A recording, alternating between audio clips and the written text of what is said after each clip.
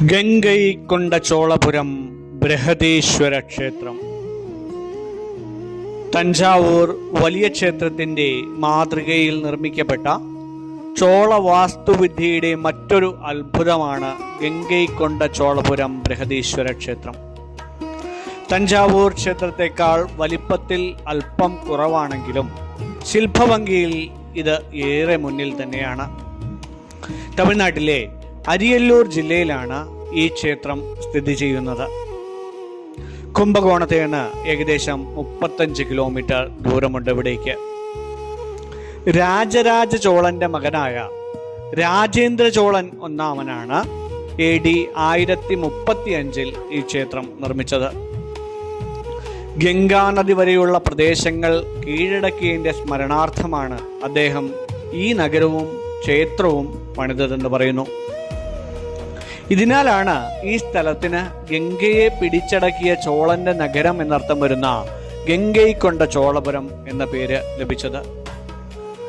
ഗംഗാതീരം വരെയുള്ള യുദ്ധത്തിൽ വിജയിച്ച രാജേന്ദ്ര ചോളൻ തോൽപ്പിക്കപ്പെട്ട രാജാക്കന്മാരെ കൊണ്ട് ഗംഗാതീർത്ഥം ഇവിടെ എത്തിച്ചു. ഈ തീർത്ഥം അദ്ദേഹം ക്ഷേത്രത്തിന് സമീപമുള്ള ചോളഗംഗം എന്ന വലിയ തടാകത്തിൽ ഒഴിച്ചു. തഞ്ചാവൂർ ക്ഷേത്രത്തിലെ ഗോപുരം നേർരേഖയിലുള്ളതാണെങ്കിൽ, അതായത് പുരുഷരൂപം എന്ന് പറയുന്നത്, ഇവിടുത്തെ ഗോപുരം മനോഹരമായ വളവോടുകൂടിയതാണ്, അതായത് സ്ത്രീ രൂപത്തിൽ. ഇത് കാണാൻ കൂടുതൽ മൃദുത്വമുള്ളതും മനോഹരവുമാണ്. ഇന്ത്യയിലെ തന്നെ ഏറ്റവും വലിയ ശിവലിംഗങ്ങളിൽ ഒന്നാണ് ഇവിടെയുള്ളത്. ഏകദേശം 13 അടി ഉയരം. തഞ്ചാവൂരിലെ ബൃഹദീശ്വരത്തേക്കാൾ അല്പം കൂടുതൽ മാത്രം. ലിംഗത്തിന് താഴെ സ്ഥാപിച്ചിരിക്കുന്ന ചന്ദ്രകാന്ത കല്ല് വേനൽക്കാലത്ത് തണുപ്പും ശൈത്യകാലത്ത് ചൂടും നിലനിർത്തുന്നു എന്ന് വിശ്വസിക്കപ്പെടുന്നു. ക്ഷേത്രത്തിന്റെ പ്രത്യേകതകൾ പ്രധാനമായും ഉത്തരേന്ത്യൻ രാജ്യങ്ങളെയും നദീതടത്തെയും കീഴടക്കിയതിന്റെ സ്മരണാർത്ഥമാണ് രാജേന്ദ്രൻ ചോളൻ ഈ ക്ഷേത്രം നിർമ്മിച്ചത് എന്നുള്ളതാണ്. അതിനാൽ തന്നെ ഗംഗയെ പിടിച്ചടക്കിയ ചോളന്റെ നഗരം എന്നർത്ഥം വരുന്ന ഗംഗൈകൊണ്ട ചോളപുരം എന്ന് ഈ സ്ഥലത്തിന് പേരും കൊടുക്കുകയുണ്ടായി. തഞ്ചാവൂർ ക്ഷേത്രത്തിനെ നേരത്തെ സൂചിപ്പിച്ചതുപോലെ ഗോപുരം നേർരേഖയിലാണെങ്കിൽ ഇവിടെ ഗംഗൈകൊണ്ട ചോളപുരത്തെ ഗോപുരം വശ്യമായ ഒരു വളവോട് കൂടിയതാണ്. ഇവിടുത്തെ വിമാനത്തിന് ഏകദേശം 180 അടി ഉയരമാണുള്ളത്. തഞ്ചാവൂർ ക്ഷേത്രത്തെക്കാൾ അല്പം ഉയരം കുറവാണെങ്കിലും കല്ലിൽ കുത്തിയെടുത്ത ശില്പകലയുടെ കാര്യത്തിൽ ഇത് തഞ്ചാവൂരിനോട് കിടപിടിക്കുന്നത് തന്നെയാണ്. ശില്പകലയുടെ കാര്യത്തിൽ ഈ ക്ഷേത്രം ലോക പ്രശസ്തമാണ്. ചുവരുകളിൽ കുത്തിവെച്ചിട്ടുള്ള വിഗ്രഹങ്ങൾ അത്യന്തം മനോഹരമാണ്. ശിവൻ തൻ്റെ ഭക്തനായ ചണ്ഡേശനെ അനുഗ്രഹിക്കുന്ന ശില്പം രാജേന്ദ്ര ചോളനെ തന്നെയാണ് സൂചിപ്പിക്കുന്നതെന്ന് പറയുന്നു. അതുപോലെ കല്ലിൽ കുത്തിയെടുത്ത അതിമനോഹരമായ ദേവീരൂപങ്ങൾ ഇവിടെ നമുക്ക് കാണാം. ഭഗവാൻ ശിവന്റെ വിവിധ ഭാഗങ്ങൾ ചുമരിൽ നിറഞ്ഞു നിൽക്കുന്നു. ക്ഷേത്രമുറ്റത്ത് സിംഹത്തിന്റെ രൂപത്തിലുള്ള ഒരു വലിയ കിണറുണ്ട്.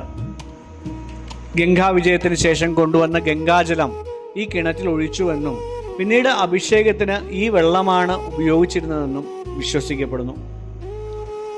ഗർഭഗൃഹത്തിലെ ശിവലിംഗത്തിന്റെ ഏകദേശം 13.5 അടി ഉയരമുണ്ടെന്ന് തന്നെയാണ് പറയുന്നത്.